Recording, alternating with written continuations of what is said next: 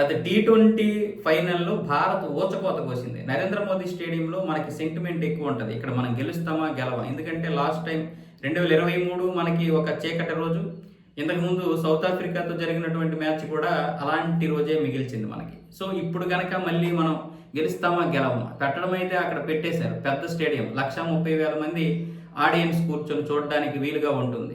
ఎంత సౌండ్ వచ్చిందంటే ఎలా ఉంటుంది, అందుకని అక్కడ పెట్టారు. కానీ అది పెద్ద స్టేడియం అవ్వడం వల్ల ఎంత గట్టి కొట్టినా సరే క్యాచ్లే తప్ప బౌండరీకి వెళ్ళడం లేదు. అలాంటి పరిస్థితి నుంచి మన వాళ్ళు ఏ విధంగా తేరుకుంటారు. కానీ నిన్న ఊచకోత. న్యూజిలాండ్ చేసిన తప్పు ఏంటంటే టాస్ గెలిచి మనకు బ్యాటింగ్ ఇవ్వడం. అంతకుముందు ఇంగ్లాండ్తో చూస్తే వాళ్ళు కూడా సేమ్ మనకి బ్యాటింగ్ ఇచ్చారు వాంకెడేలో, మనం దాంతో బాధేశాం.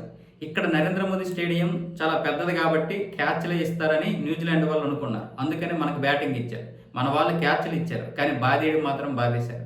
అభిషేక్ శర్మ, సంజు శాంసన్ వీళ్ళిద్దరూ పూర్తిగా చితక్కొట్టేశారు. అత్యధిక వేగంగా అర్ధశతకం చేసినటువంటి జట్టు వీళ్ళదే T20లో. ఇంతకుముందు ఈ 2009లో పాకిస్తాన్కి ఆ క్రెడిట్ ఉండేది, దాన్ని కూడా చెరిపేశారు కేవలం 4 ఓవర్లలోనే. సంజు శాంసన్ అయితే 33 బంతుల్లోనే హాఫ్ సెంచరీ చేశాడు. ఇక అభిషేక్ అయితే రెచ్చిపోయి మరి ఊచకోత 18 బంతుల్లోనే హాఫ్ సెంచరీ చేసేసాడు. ఇది కూడా ఒక రికార్డ్. కాకపోతే అభిషేక్ 52 కొట్టేసి బయటకు వచ్చేసాడు. ఇది మన రవీంద్ర వేసినటువంటి బౌలింగ్లో క్యాచ్ అవుట్ అయిపోయాడు. ఏదేమైనా సరే అభిషేక్ తనను తాను నిరూపించుకున్నాడు. ఇప్పుడు శాంట్నర్ ఏమంటున్నాడంటే వీళ్ళు ఊచకోత కోసారు, టీమిండియా ఇలాంటి ఊచకోత కోస్తుందని మాకు అర్థం కాలేదు. మొదట్లో మమ్మల్ని దెబ్బతీసింది, మా ఆత్మవిశ్వాసం మీద దెబ్బతీసింది ఎవరంటే వాళ్ళిద్దరే. ఇక్కడ విషయం ఏంటంటే పవర్ ప్లేలోనే 93 పరుగులు చేసింది టీమిండియా, అది వాళ్ళకి భయం పుట్టింది. అంతేకాకుండా వాళ్ళు బ్యాటింగ్కి వచ్చినప్పుడు మన వాళ్ళు బౌలింగ్ వేసినప్పుడు కూడా పవర్ ప్లేలోనే మన వాళ్ళు 60కి మించి దాటనివ్వకుండా ఇచ్చేసి కట్టడి చేయగలిగారు. ఇది ఒక విజయం మనకి.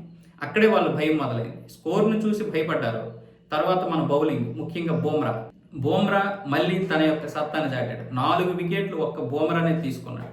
ఇక హర్షదీప్ కూడా ఎక్కడ స్కోర్ ఇవ్వలేదు. అలాగే వరుణ్ చక్రవర్తి మీద ఏదైతే ఒక ఇది ఉందో, అంటే స్కోర్ ఇచ్చేస్తున్నాడు ఈ మధ్య అన్న విధంగా ఉందో, అది లేకుండా జాగ్రత్త పడ్డాడు. మొత్తానికి నిన్న అందరూ హీరోలే. ప్రధానమైనటువంటి హీరోలు మాత్రం సంజు శాంసన్, అభిషేక్, అలాగే ఇటు బూమ్రా. వీళ్ళు ముగ్గురు ప్రధాన పాత్రలు అయితే పోషించారు. సూర్యకుమార్ డెకౌట్ అయిపోయినా సరే ఆ ప్రభావం ఎక్కడా పడలేదు. మొత్తానికి శాంట్నర్ అయితే భయపడ్డాడు. మొన్నటి వరకు నేను అది చేసేస్తాను, ఇది చేసేస్తాను, సైలెంట్ చేసేస్తాను అన్నాడు. ఇప్పుడు టీమిండియా మీద ఏమొచ్చేసి పొగడతల వర్షం కురిపిస్తున్నాడు. మరి ఏం చేస్తారు ఎవరైనా సరే.